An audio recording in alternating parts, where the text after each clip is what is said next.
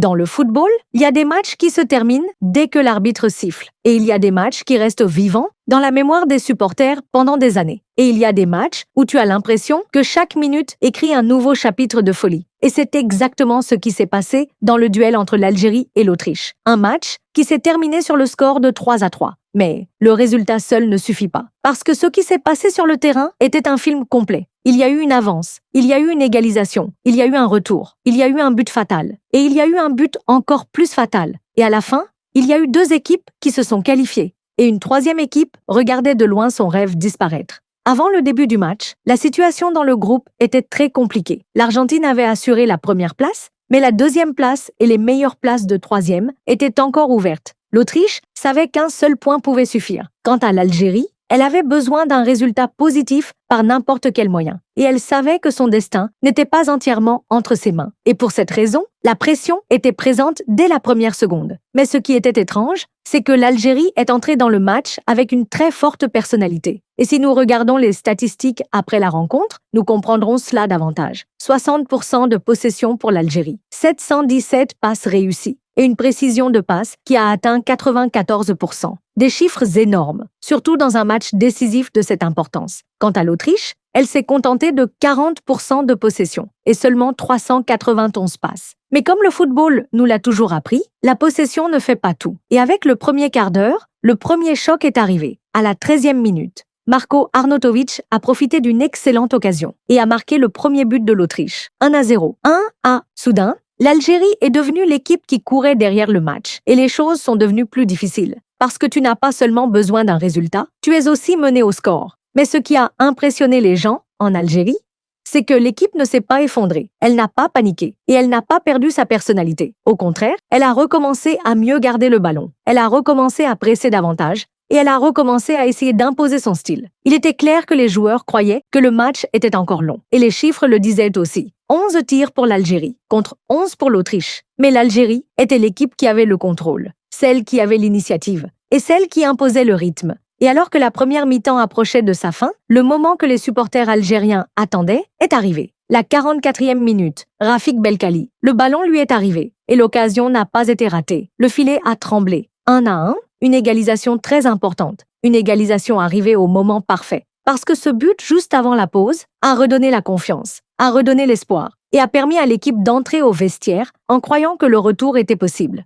La première mi-temps s'est terminée sur un nul, mais le sentiment général était que le match cachait encore beaucoup de choses. Et effectivement, la deuxième mi-temps l'a prouvé, parce que l'Autriche est revenue frapper de nouveau. Et à la 59e minute, Marcel Sabitzer est apparu et a marqué le deuxième but. 2-1 pour l'Autriche. Et encore une fois, l'Algérie s'est retrouvée menée. Et encore une fois, elle avait besoin d'une réaction. Mais ici précisément, la personnalité de l'équipe algérienne a commencé à apparaître. Parce qu'il y a des équipes qui, lorsqu'elles sont menées 2 fois dans un match décisif, abandonnent et il y a des équipes qui refusent d'abandonner. Et l'Algérie a choisi le chemin le plus difficile. Elle a refusé de tomber et elle a refusé de quitter le tournoi sans se battre. Mais peut-être que la chose la plus impressionnante dans la performance de l'Algérie, c'est que l'équipe n'a pas perdu confiance en elle-même, même après avoir été menée 2 fois, parce que beaucoup d'équipes, lorsqu'elles encaissent un but dans un match décisif, commencent à jouer avec nervosité et commencent à commettre des erreurs. Mais l'Algérie a gardé son calme et a continué à construire le jeu depuis l'arrière et a continué à se déplacer avec confiance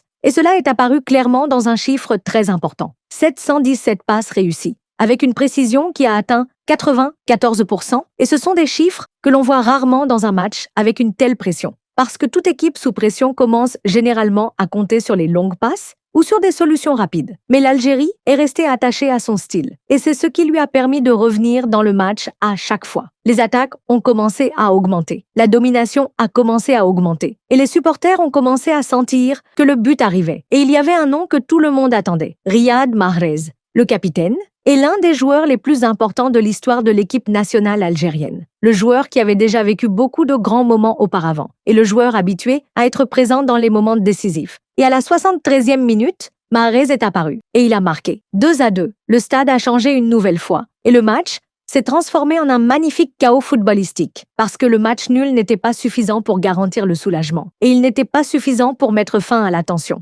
Et il était clair que les dernières minutes allaient être folles et plus le temps passait, plus la nervosité augmentait. Mais il y avait quelque chose de très important, malgré la pression. Et malgré l'importance du match, l'Algérie a joué avec une grande discipline. Seulement 3 fautes durant tout le match. Et aucun carton jaune. Et c'est une statistique très rare dans un match de cette importance. Surtout quand on la compare à l'Autriche, qui a commis 7 fautes et reçu un carton jaune. Et cela montre à quel point l'Algérie était concentrée sur le fait de jouer au football, et non sur le fait de casser le rythme du jeu. Et avec l'entrée dans le temps additionnel, les supporters ont commencé à se préparer à accepter le match nul. Tout le monde a commencé à croire que le match allait se terminer 2-2. Mais le football avait un autre avis. Et à la 90 plus 3e minute, le moment que toute l'Algérie attendait est arrivé. Riyad Mahrez, encore une fois, le capitaine, la star, le sauveur, marque le 3e but. 3-2 pour l'Algérie. Et là, tout a explosé. Les joueurs ont célébré, les supporters ont célébré, le banc a célébré. Et même les personnes qui regardaient Dada depuis chez elles ont commencé à vivre le moment. Parce que tout le monde croyait que le match était terminé. Et que l'Algérie avait arraché la victoire. Et que l'Algérie avait écrit la fin parfaite. Et que Mahrez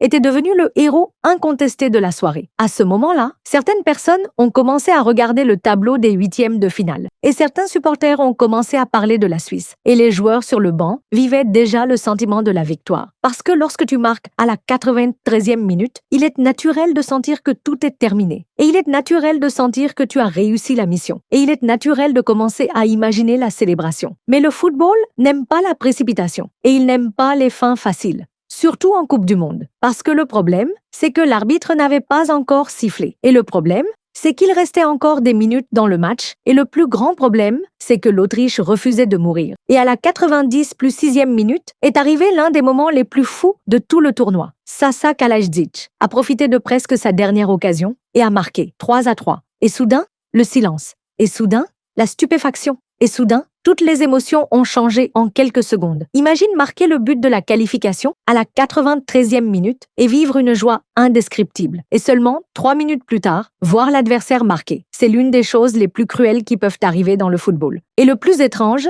c'est que les joueurs algériens ne se sont pas effondrés après le but, parce qu'ils savaient que le match nul pouvait encore être suffisant. Mais le choc était évident, parce que tu étais à quelques secondes d'une victoire historique. Puis soudain, tu découvres que le match est redevenu égal. Et c'est l'un des sentiments les plus difficiles dans le football. Ce n'est pas le sentiment de la défaite, et ce n'est pas le sentiment de la victoire. C'est le sentiment que le rêve était entre tes mains, puis il s'est envolé avant que tu puisses complètement le saisir. Mais l'histoire ne s'est pas terminée dans la tristesse, parce que les calculs étaient compliqués. Et parce que le résultat final a servi les deux équipes, l'Autriche a assuré la 2e place et l'Algérie a réussi à se qualifier comme l'une des meilleures équipes classées 3e. Quant à la vraie victime, c'était l'Iran. L'équipe iranienne regardait, attendait et espérait, mais le but de la 96e minute a tout terminé et a complètement détruit le rêve iranien. Et en réalité, si nous regardons le match dans son ensemble, nous trouverons que l'Algérie méritait la qualification. Pas seulement grâce au résultat, mais grâce à la performance. 60% de possession, 717 passes, 94% de précision de passe, 5 tirs cadrés et une domination claire sur le déroulement du match. Quant à l'Autriche, elle méritait la qualification grâce à autre chose, l'efficacité. À chaque fois que l'Algérie revenait, l'Autriche répondait.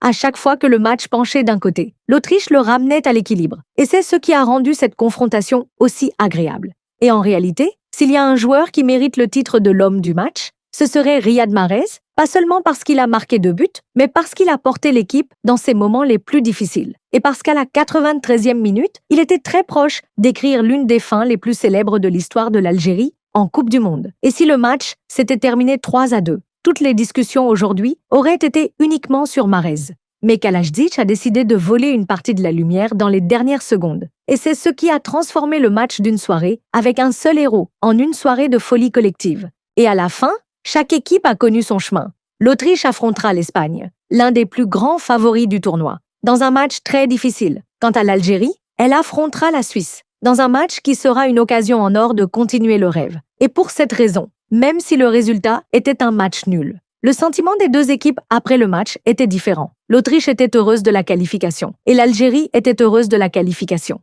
Mais chaque équipe pensait à quelque chose de différent. L'Autriche pensait à l'Espagne et l'Algérie pensait à la Suisse et au chemin qui est encore long. Et à la fin, les gens se souviendront que l'Algérie a fait match nul contre l'Autriche 3-3. Mais ceux qui ont regardé le match sauront que l'histoire était beaucoup plus grande qu'un simple match nul.